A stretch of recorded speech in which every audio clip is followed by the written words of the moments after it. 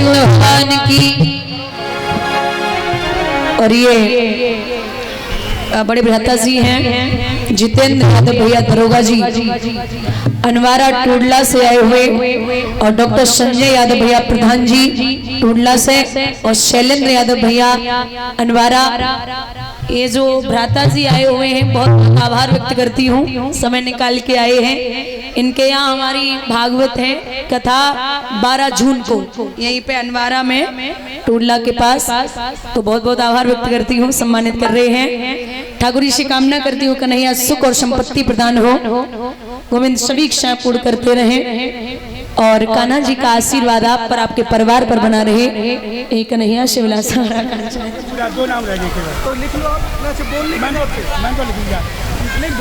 भगवान अंदर घुसी, जितनी सखियां हैं उतने ही भगवान के रूप देखे तो बाबा पे नहीं रहोगो।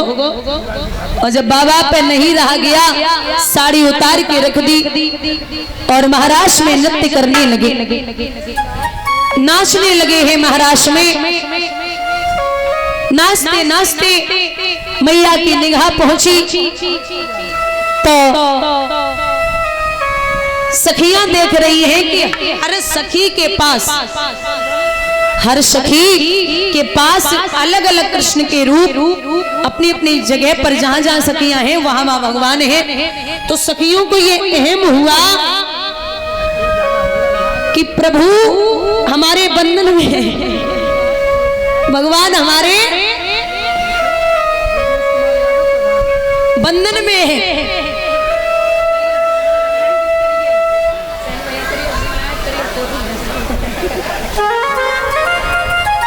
प्रभु हमारे बंधन में है, तो सखियों के बीच से प्रभु छिप गए। जैसे एक मणिधारी सर्प की मणि खो जाए और वो व्याकुल हो जाता है, इसी तरीके से सखियां व्याकुल होने लगी। पुनः बहुत रोई है, विलाप किया, तो भगवान आकर के और सखियों को दर्शन देते हैं, पूर्ण महाराज करके हमारे भगवान अंतर ध्यान होते हैं। बोले रास बिहारी भगवान की।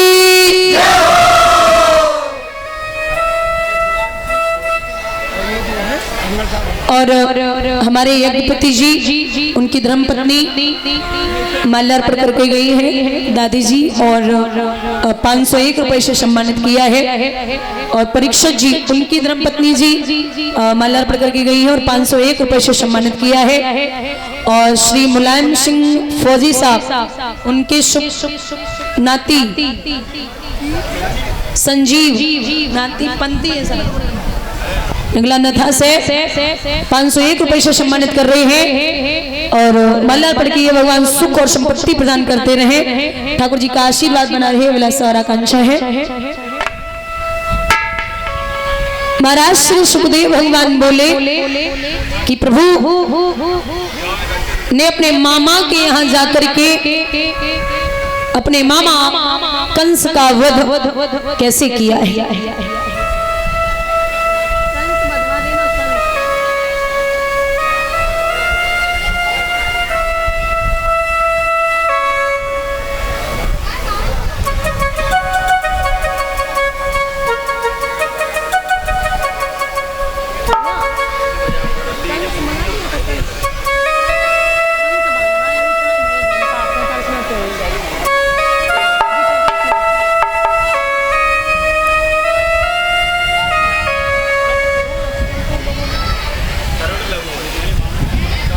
एक समय की बात है, बाबा नारद का पदार्पण भोज राजकंस की कचहरी में हुआ।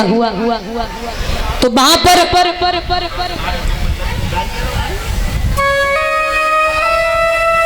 बड़े बड़े वीर बैठे। बाबा नारद ने कहा, अरे राजा तू उदास रहने लगा है, क्या कारण है? महाराज हमारी मौत नजदीक आ रही है।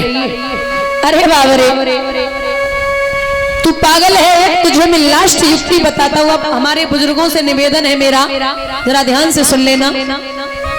महाराज एक बात कही है कि अनुष्ठान रचाए ले भोजराज और धनुष यज्ञ करवाए लीजिए, वृंदावन के जितने यादव सब न्योता दे बुलवाए लीजिए। जब आ जाए दोनों बालक तो उनसे नेह लगाए लीजिए और धोखा करके ओ राजा उन दोनों को मरवाए दीजिए। एक पत्र लिख और उस पत्र में लिखना कि हे बाबा आनंद, आप अपने बच्चों के समेत हमारे यहाँ धनुष यज्ञ में आए और मैं चाहता हूं कि जितना हो सके आप सबको लेके आए। हमारे यहाँ बहुत बड़ा विशाल यज्ञ चल रहा है।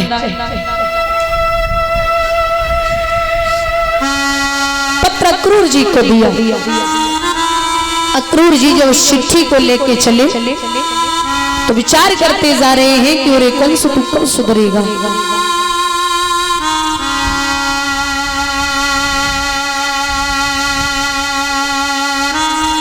कहाँ भगवान ने गोकुल छोड़ा, व्रज छोड़ा, नंदगांव में आ गए। अच्छा एक बात बताइए महाराज, ध्यान देना, भगवान परसों की कह के गए थे और वर्षों तक लौट के व्रज में नहीं आए।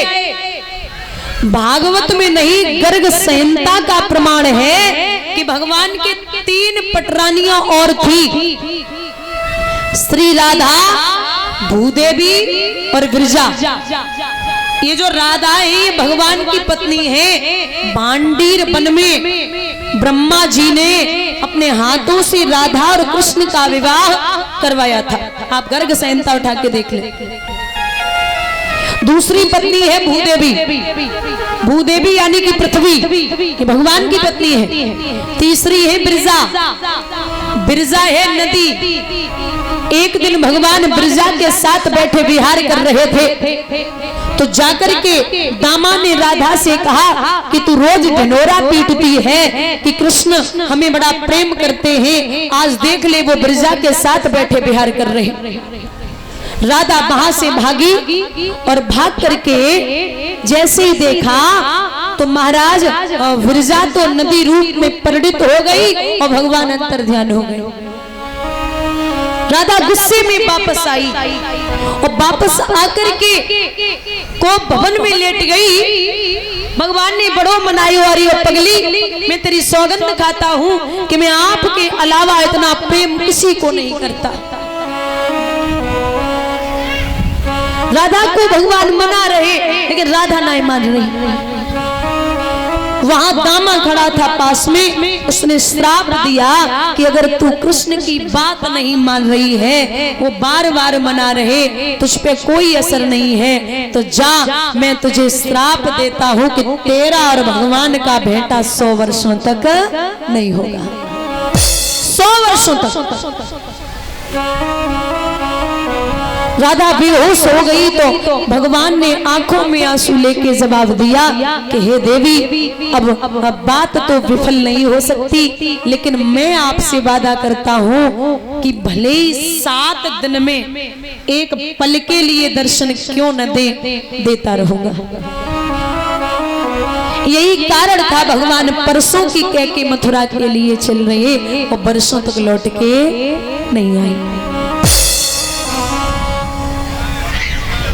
अक्रूर जी ब्रज में पहुंचे तो चाचा को प्रणाम किया है। भगवान ने, चाचा सब कुशल मंगल है? बोले हाँ सब ठीक है। पत्र आया है कृष्ण आपके लिए। बोले आप माँ को मत बताना, लेकिन माँ होती है, माँ से कुछ नहीं छुपा होता। अक्रूर जी ने भोजन पानी तो कर लियो, लेकिन पता नहीं एक ग्वाल के कान में किसने डाल दी कि कृष्ण मथुरा जा रहे।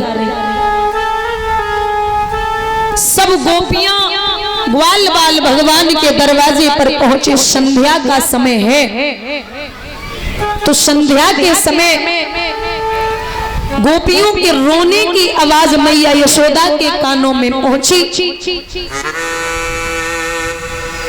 अक्रूर जी को बिठाए के मैया बोली, अक्रूर आप यहीं बैठना, मैं जाती हूँ, पता नहीं किसके रोने की आवाज आ रही है।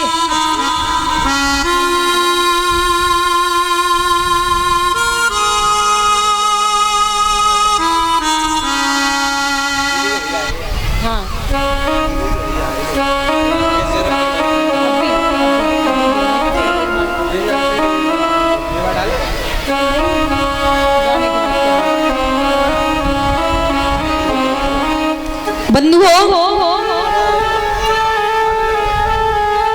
यहाँ मैया यशोदा बाहर आई, जवाब दिया, क्या बात है, काय को सब रो रही हो? हरे कृष्ण अंदर है, वो भोजन कर रहा है।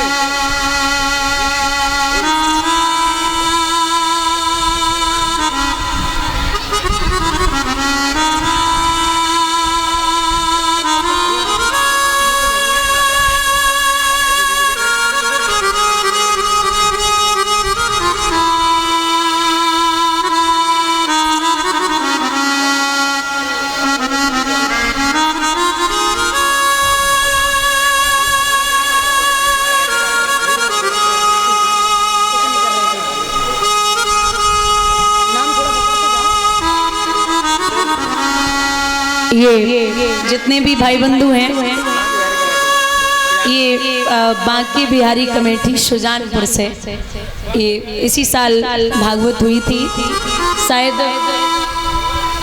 2 जून को सुजानपुर से हैं भैया, सुजानपुर से हैं भैया। तो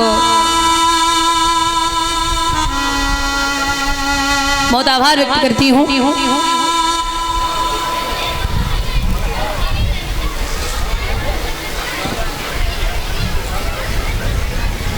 सम्मानित कर रही माल्यार्पण पढ़ की, भगवान यूं ही इन भाइयों का सम्मान हमेशा बनाए रखें, कान्हा जी का आशीर्वाद बना रहे।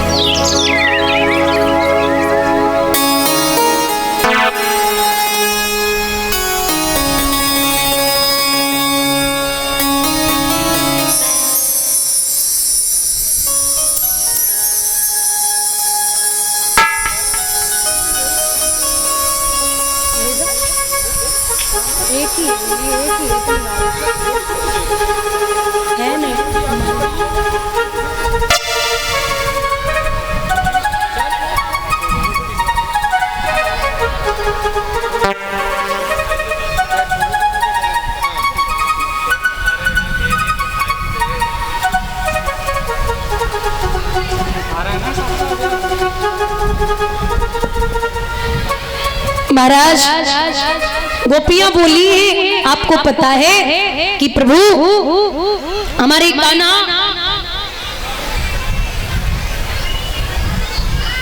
मथुरा के लिए जा रहे। अरे बाबरी है गईयों का, कृष्ण और मथुरा चला जाए, ये बूढ़ी माँ किसके सारे रहेगी?